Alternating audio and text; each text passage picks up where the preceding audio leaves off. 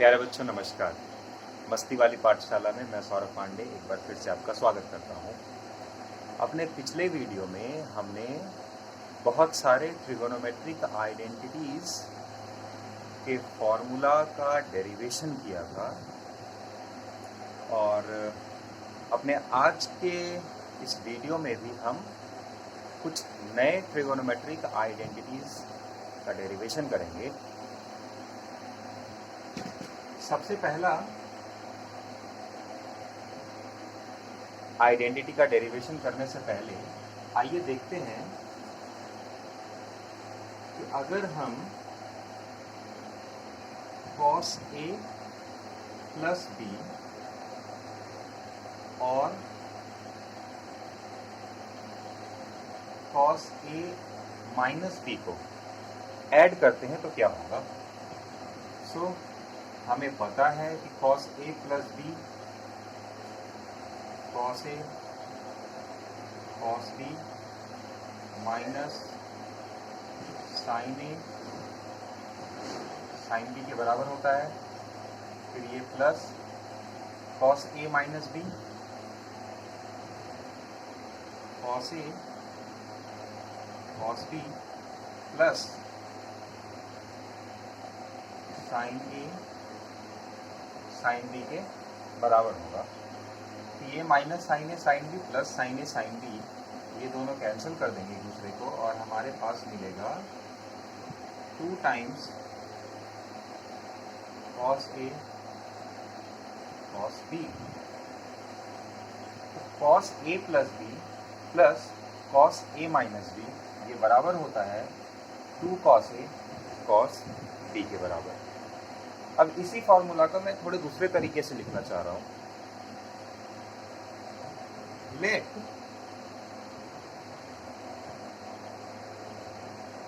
A plus B is equal to x और A minus B को मैं y मान लेता हूं। अगर मैं इन दोनों को ऐड कर दूं तो हमें क्या मिलेगा 2A is equal to x plus y. A हमें बराबर मिल रहा है x plus Y by 2A। ठीक उसी तरह अगर मैं इन दोनों को घटा देता हूं A plus B x A minus B y, अगर मैं इन दोनों को घटा देता हूं A और ये कैंसिल हो जाएगा, B और B 2B x minus y. B हमारा बराबर हो जाएगा x minus Y by 2K। अब मैं इस एक्सप्रेशन में A प्लस B के जगह पर x रखूंगा और A के जगह पर x plus Y by 2, B के जगह पर x माइनस वाई बाई 2 इस तरीके से मैं रख रहा हूं। तो हमें क्या मिलेगा, क्या मैं इसे 2 cos A के जगह पर मैं x प्लस वाई बाई 2 रख सकता हूं,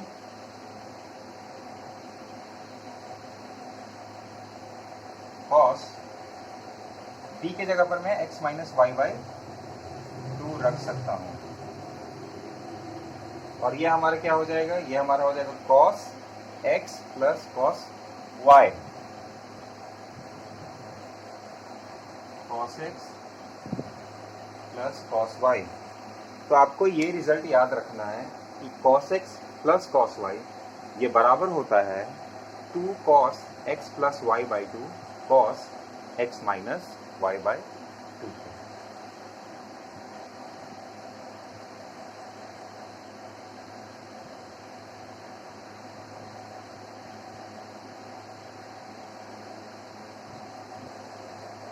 अपना आंसर क्या निकला, identity cos x plus cos y is equal to 2 cos of x plus y by 2 cos of x minus y by 2।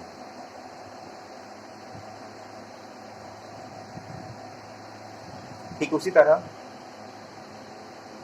अब हम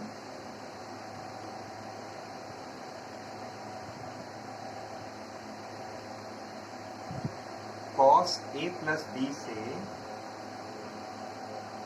cos a माइनस b घटाएंगे।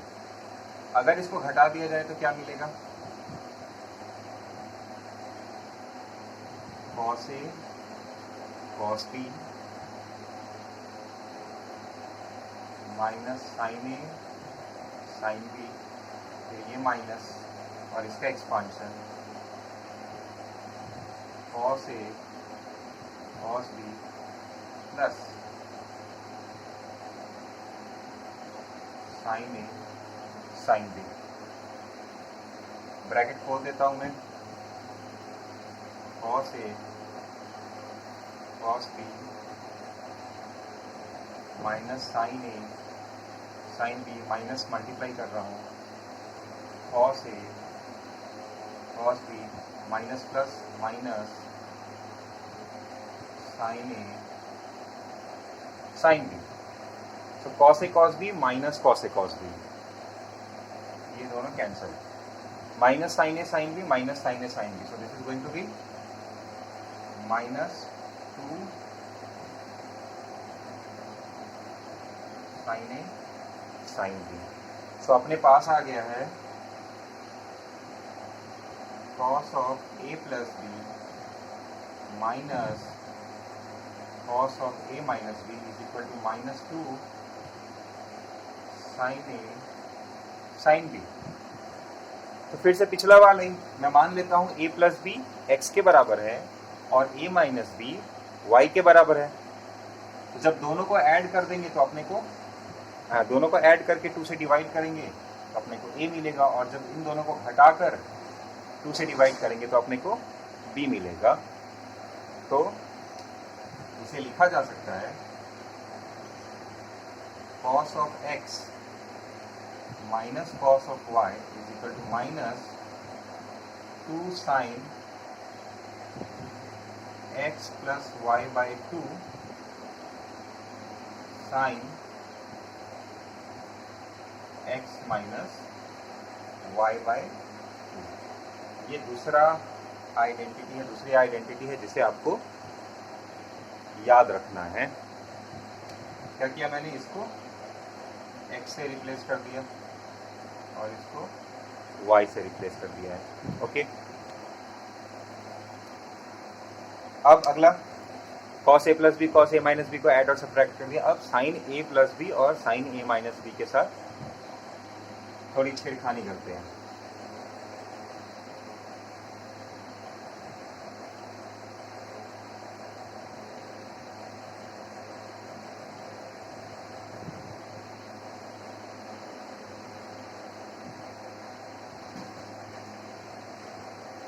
तो हमारा अगला है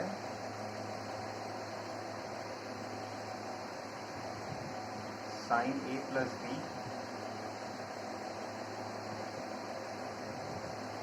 plus sin a minus B. Expand करिए इसे।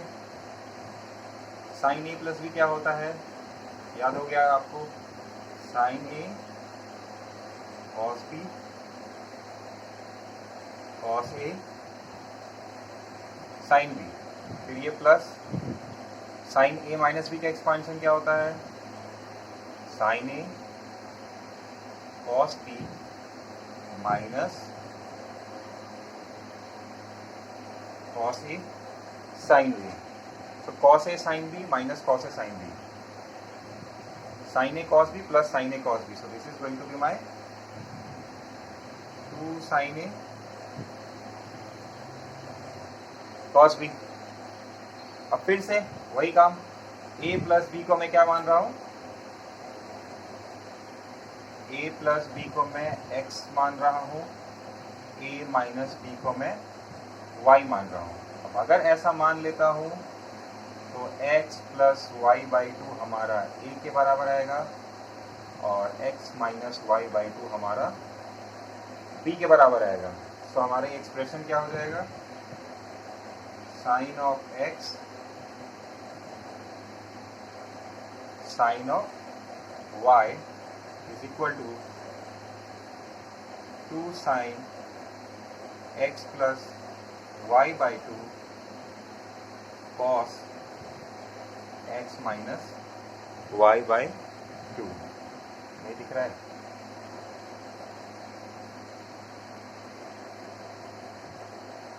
Sign x plus Y बराबर हो जाएगा 2 sine of x plus Y by 2 cos of x minus Y by 2। ये आज का तीसरा आइडेंटिटी है जो आपको याद रखना है। अब अगला क्या करेंगे? घटा देंगे दोनों को।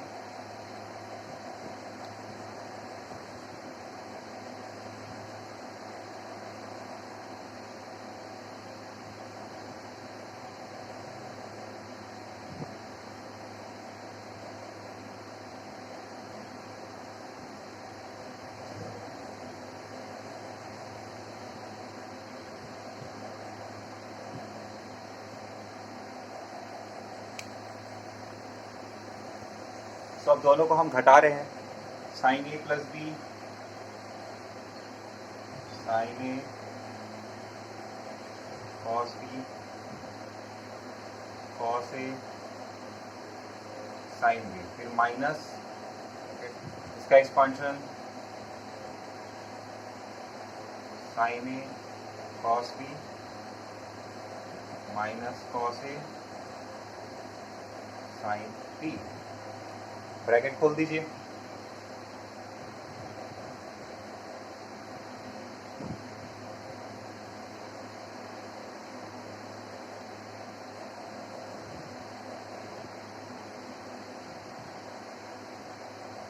ये माइनस मल्टीप्लाई होकर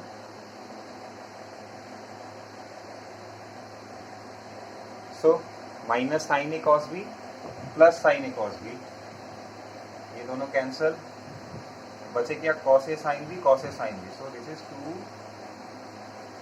cos A sine B. So अपना sign A plus B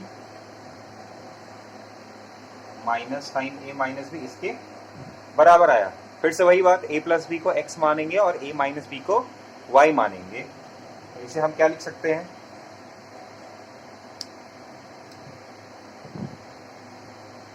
A plus B को अगर x में लिख रहा हूँ, ए माइनस बी को अगर y लिख रहा हूँ, तो a मेरा बराबर हो जाएगा x प्लस वाई बाई 2 के, और b हमारा बराबर हो जाएगा x माइनस वाई बाई 2 के। ये चौथा ट्रिगोनोमेट्रिक आइडेंटिटी है जो आपको याद रखना है। cos x plus cos y, cos x minus cos y, sin x plus sin y और sin x minus sin y। ये चार आपको याद रखने हैं, बहुत इंपॉर्टेंट है।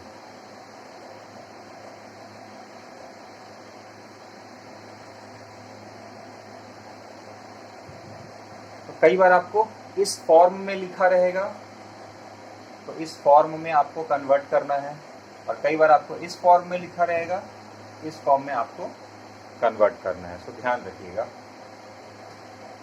2 cos a sin b इस तरीके से कुछ लिखा रहेगा तो आप उसको sin a plus B minus sine A minus B लिख सकते हो। इसे भी आप फॉर्मूला ही कंसिडर करो। ये चारों जो डेरिवेशन मैंने कराए हैं, तो फाइनल रिजल्ट लिखने से पहले ये जो एक्सप्रेशन आया है इस तरह का, इसे भी आप याद करोगे। लेकिन ये ज़्यादा इम्पॉर्टेंट है। अगर आप इसे याद रखते हो तो आपको ये सारे भी याद हो जाएंगे।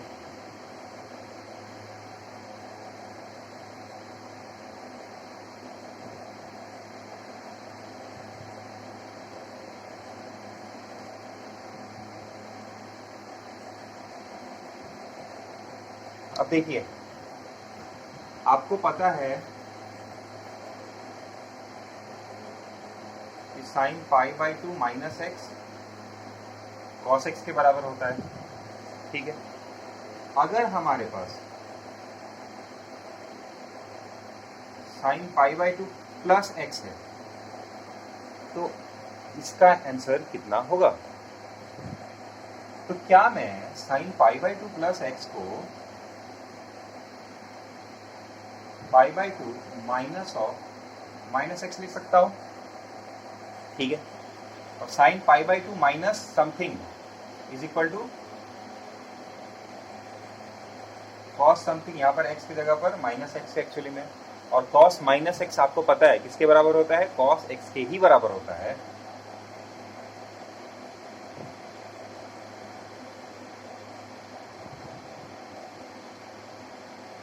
Sign pi by two plus X is equal to cos of x,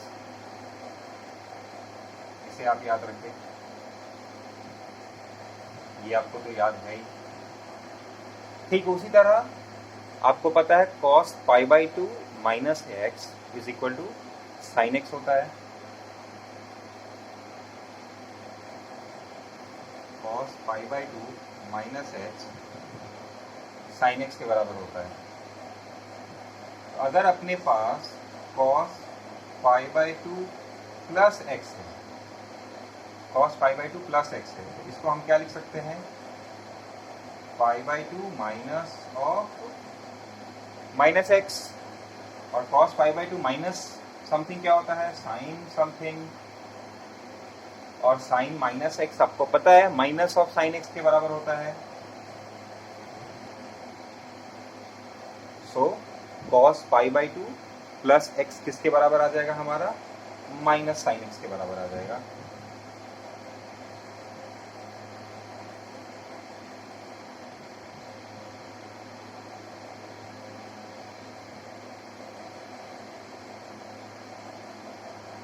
ठीक है, इन सबको आप याद रखेंगे, ये और ये तो याद है, इस दोनों को भी याद रखिएगा। और भी बहुत सारा हो सकता है, sine 3 pi by two plus X, cos 3 pi by two plus X, 5 pi by two plus X, 5 pi two minus X, इस तरीके से बहुत सारे हो सकते हैं। तो उनको याद नहीं करना है आपको, है ना। मैं तरीका बताऊंगा, जब हम न्यूमेरिकल डिस्कस करेंगे तो मैं तरीका बताऊंगा, आपको याद बस यही रखना है, ठीक है।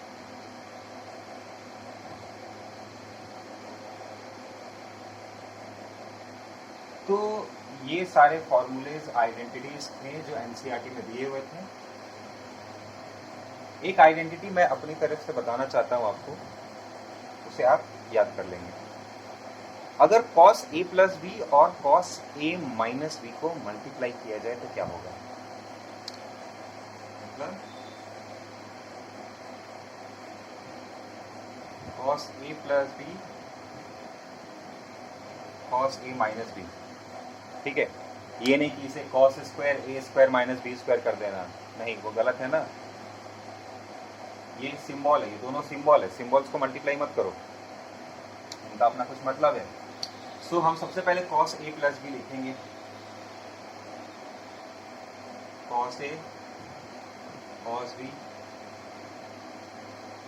Minus sine a sine b, इसके बदले ये लिख दिया cos a minus b,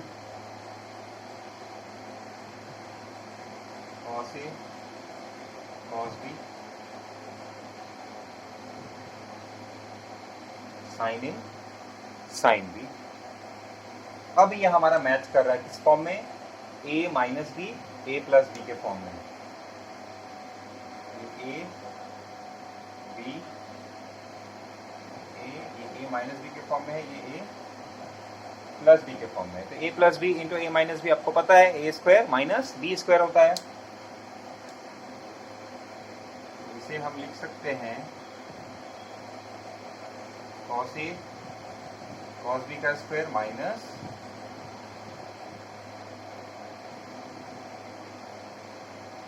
sine a sine b square. इसे एक्सपैंड करिए, cos square a cos square b minus sine square a sine square b। अब हमें इसे थोड़ा सा सिंप्लीफाई करना है। सिंप्लीफाई करने के लिए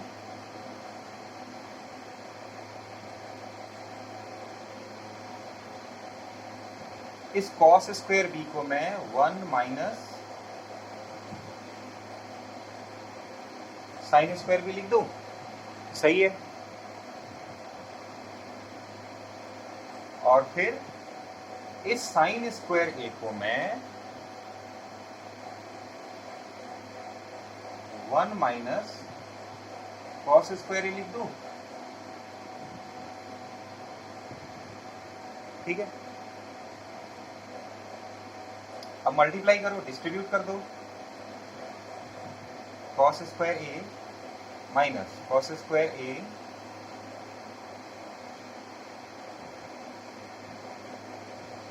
साइन स्क्वायर बी, फिर minus sine square B into 1 minus sine square B, फिर minus minus plus cos square A sine square B.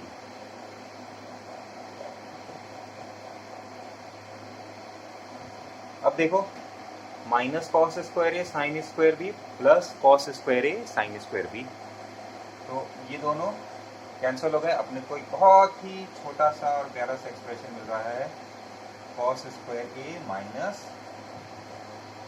Sign square B. ये रिजल्ट आप याद रखोगे, cos A plus B into cos A minus B is equal to cos square A minus sine square B. मैं इसे डब्बे में दे देता हूँ, cos A plus B cos A minus B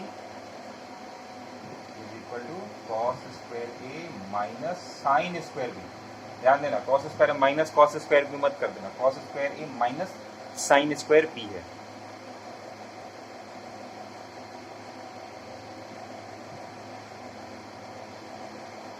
अब आप सोच रहे हो कि भैया अगर cos A plus B into cos A minus B कराया है तो sign A plus B into sine A minus B भी करा दो।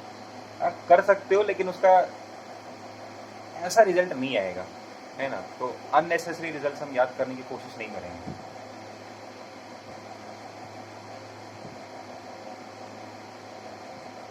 सो इतने ट्रिगोनोमेट्रिक आइडेंटिटीज हैं जो आपको याद करने ही करने हैं, और ये बहुत इंपॉर्टेंट है बिकॉज क्लास 12th में जब आप इंटीग्रेशन पढ़ोगे, और भी बहुत सारे चैप्टर्स है, लेकिन स्पेशली इंटीग्रेशन में तो आपका बहुत इस्तेमाल होगा ये सारे के सारे आइडेंटिटीज।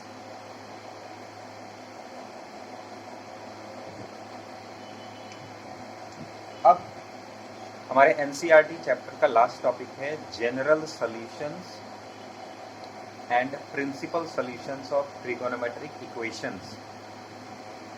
एक्चुअली हम इसके बारे में पढ़ चुके हैं। मैंने आपको 3 रिजल्ट्स बताए थे यूनिट सर्कल का इस्तेमाल करते हुए, शायद तीसरे या चौथे वीडियो में। वो रिजल्ट्स क्या थे? कि अगर साइन बीटा साइन अल्फा के बराबर है, अगर साइन बीटा साइन अल्फा के बराबर लिखा जा सकता है, तो हम कह सकते हैं कि beta N pi plus minus 1 का पावर एन अल्फा होगा, जहां पर एन हमारा क्या है, इंटीजर है। इसका मतलब क्या था? इसका मतलब ये था कि भैया अगर साइन बीटा साइन अल्फा के बराबर है, तो इसका ये मतलब नहीं है कि बीटा सिर्फ और सिर्फ अल्फा के ही बराबर रहा होगा, है ना। ऐसे क्लास 10th में आपके सामने लिखा रहता था sine theta is equal to 1/√2। Class 10 की बात कर रहा हूँ। तब आप इसके लिखते थे कि अच्छा ठीक है, ये साइन 45 डिग्री के बराबर होगा, तो आप लिखते थे theta is equal to 45 degree. तो वो क्लास 10 की बात है। क्लास 11 में ऐसा नहीं है ना। मैंने आपको यूनिट सर्कल में दिखाया था कि यार एक वैल्यू दी हुई है तो उसके कॉरस्पॉन्डिंग एक ही एंगल नहीं होगा, बहुत सारे एंगल होंगे, और वो एंगल किस फॉर्म में होंगे? Beta is equal to N pi plus minus 1 का पावर एन अल्फा, है ना। ये साइन थीटा 1/√2 के बराबर था, मैंने sine theta is equal to sine 45 लिख दिया। सो ये मेरा बीटा का भूमिका निभा रहा है और ये मेरा अल्फा का भूमिका निभा रहा है। तो ये रिजल्ट हमने निकाले थे। पहला ये आया था, if sine beta is equal to sine alpha then beta is equal to N pi plus minus 1 का पावर एन अल्फा। दूसरा क्या रिजल्ट आया था? If cos beta is equal to cos alpha, then beta is equal to 2n pi plus minus alpha,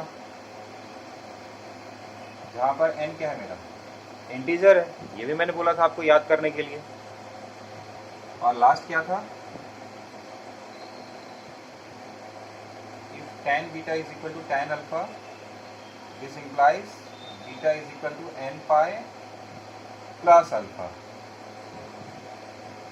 n हमारा क्या है integer. ये तीनों आपको याद करने हैं, जैसे मुझे याद है sin beta is equal to sin alpha, then beta is equal to n pi plus minus 1 का power n alpha। If cos beta is equal to cos alpha, then beta is equal to 2n pi plus minus alpha। If tan beta is equal to tan alpha, then beta is equal to n pi plus alpha। आपको भी ये याद होना चाहिए, लेकिन याद होने के साथ साथ ध्यान में रखो कि आया कैसे है और मतलब क्या है इसका। सो इसे ही कहते हैं general solution of trigonometric equations. Sine theta is equal to 1/√2 था, तो हम आपसे पूछ रहे थे कि भाई थीटा की वैल्यू क्या होनी चाहिए ताकि ये इक्वेशन सेटिस्फाई हो जाए, है ना। तो आपने बोला था कि भैया थीटा की वैल्यू 45 डिग्री होगी। तो ये इक्वेशन ही तो हुआ ना, एक मैथमेटिकल स्टेटमेंट है इक्वालिटी का, जो थीटा की कुछ ही वैल्यू के लिए क्या है ट्रू है। और चूंकि ट्रिगोनोमेट्रिक फंक्शन इन्वॉल्व है, इसीलिए इसको ट्रिगोनोमेट्रिक इक्वेशन बोलेंगे। उस इक्वेशन का एक ही सोल्यूशन नहीं है, इसे जनरल सोल्यूशन कहेंगे हम, जहां पर ये n इन्वॉल्व है। लेकिन हम कई बार बहुत सारे केस में हमें इन सारे सोल्यूशन से मतलब नहीं होता, हमें कुछ ही स्पेसिफिक सोल्यूशन चाहिए होते हैं, ठीक है।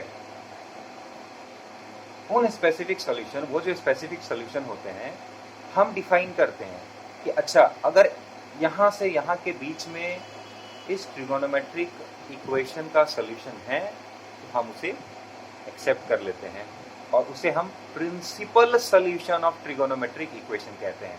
एक एग्जांपल के थ्रू मैं समझाता हूं इसे।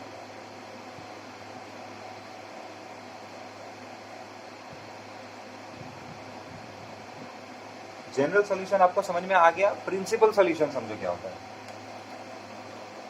कि सपोज हमें दिया हुआ है फाइंड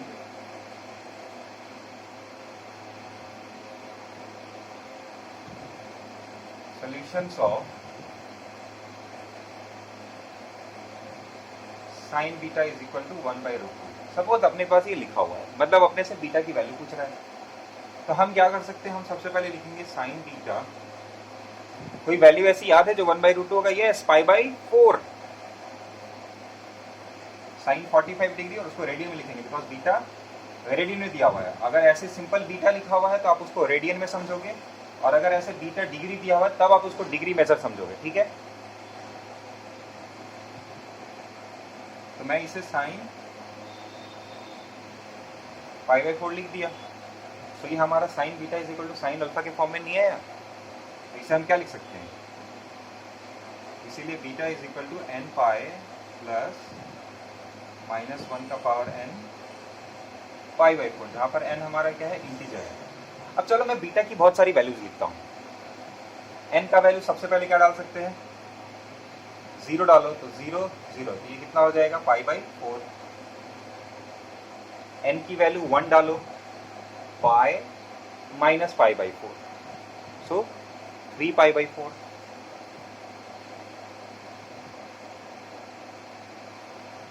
2 डालो, 2π माइनस 1 का power 2 will be 1, so 2π plus π/4, ठीक है। ये कितना हो गया, 2π प्लस π/4, 9π/4।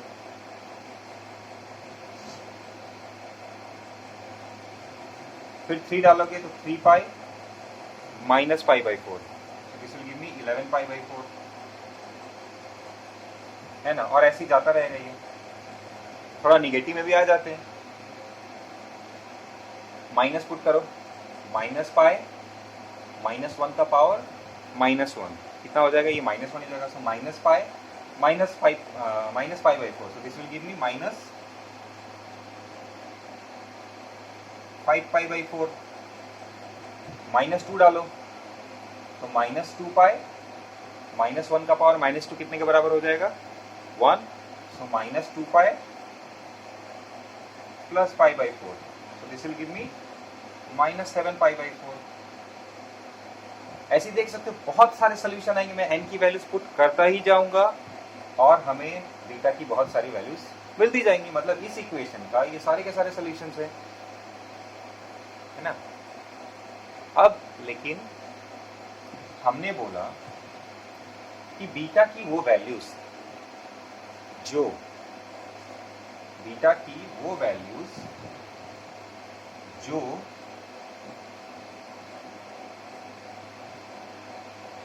जीरो से लेकर 2 पाई तक, ये नोटेशन का मतलब समझ रहे हो ना, स्क्वायर ब्रैकेट दिया है मतलब जीरो को इंक्लूड करना है इस इंटरवल में, और 2 पाई के साथ ओपन ब्रैकेट दिया है मतलब इंक्लूड नहीं करना है। तो बीटा की वो वैल्यूज जो इस रेंज में आती हैं, ये डेफिनेशन है, उसे हम principal solution of the trigonometric equation कहते हैं। आप जनरल सॉल्यूशन निकालो और बीटा की वो वैल्यूज जो इस रेंज में आती है, जीरो के बराबर या उससे बड़ी लेकिन 2 पाई से छोटी, एक सर्कल एंटी क्लॉकवाइज। तो if beta belongs to 0 to 2 pi, then beta is said to be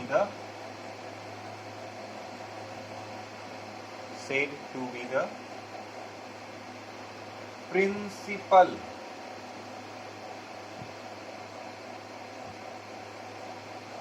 solution। तब उसको हम प्रिंसिपल सॉल्यूशन कहेंगे 0 से लेकर 2 पाई के बीच में। ठीक है, तो ये आपको याद रखना। तो इसमें बताओ प्रिंसिपल सॉल्यूशन कौन है? पाई बाई 4 क्या इस रेंज में आता है? यस, आता है। तो पाई बाई 4 हमारा प्रिंसिपल सॉल्यूशन होगा। 3 पाई बाई 4,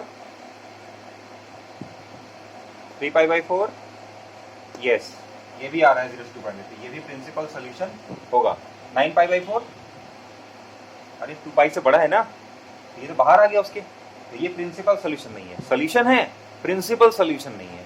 ठीक, उसी तरह 11 पाई बाई 4 भी नहीं होगा, आगे जो आएंगे वो भी नहीं होगा। इधर आओ, माइनस 5 पाई बाई 4 होगा? नहीं यार, निगेटिव वाला तो हो ही नहीं सकता क्योंकि 0 से 2 पाई के बीच में ही बोल रहा है। तो इसके सिर्फ और सिर्फ 2 प्रिंसिपल सॉल्यूशन होंगे, पाई बाई 4 और 3 पाई बाई 4।